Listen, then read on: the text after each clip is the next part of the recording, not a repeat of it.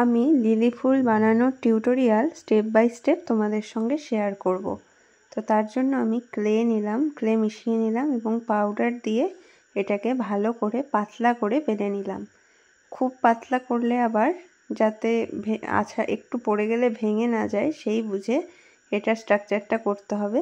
প্রথমে আমি পাপড়ি বানিয়ে নেব এবং তার আগে আমি তৈরি করে নিলাম একটা কলকার মতো বেস। তার কারণ আমি এই ফুলটাকে চ্যাপ্টা নয় 3D বানাবো এবং যে বেসটার উপর বানাবো সেটার মাঝখানে আমি রুল দিয়ে ওটা ক্লেটাকে শক্ত হতে দিলাম যাতে একটা রাউন্ড স্ট্রাকচার চলে আসে। এবার আমি পাপড়িগুলো বানিয়ে নিচ্ছি।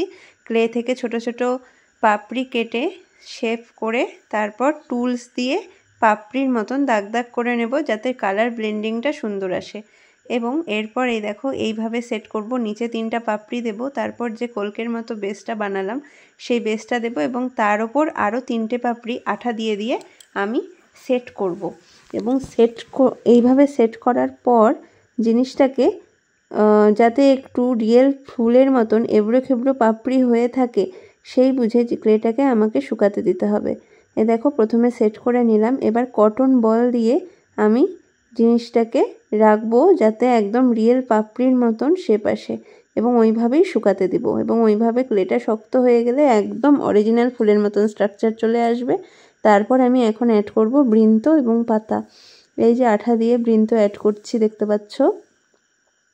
সেই বৃন্তটা ভালো মতো অ্যাড হলে পাউডার দিয়ে এটাকে স্ট্রাকচারটা সমান করে দেব এবং তারপর একটা পাতা অ্যাড করব এবং এটাও শুকাতে দেব এবং তারপর অ্যাড করব ক্লে দিয়ে বানানো রেনু।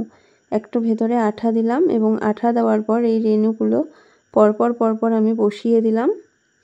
আঠা দিচ্ছি আর বসাচ্ছি।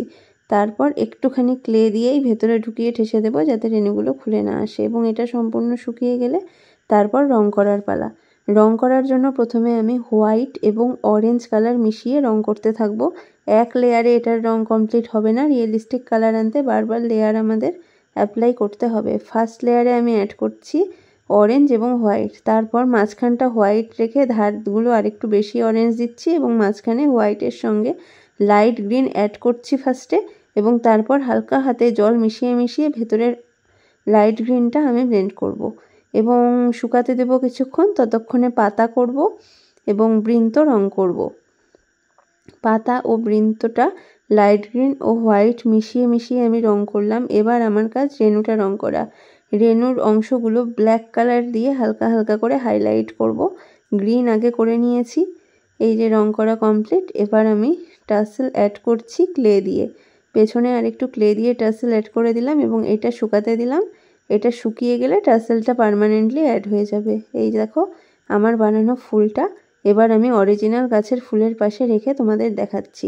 তোমরা এবার অবশ্যই জানিও কতটা অরিজিনাল বা রিয়েলিস্টিক আমি ফুলটাকে আনতে পেরেছি এবং কাজটা আমার কেমন হয়েছে কমেন্ট করো।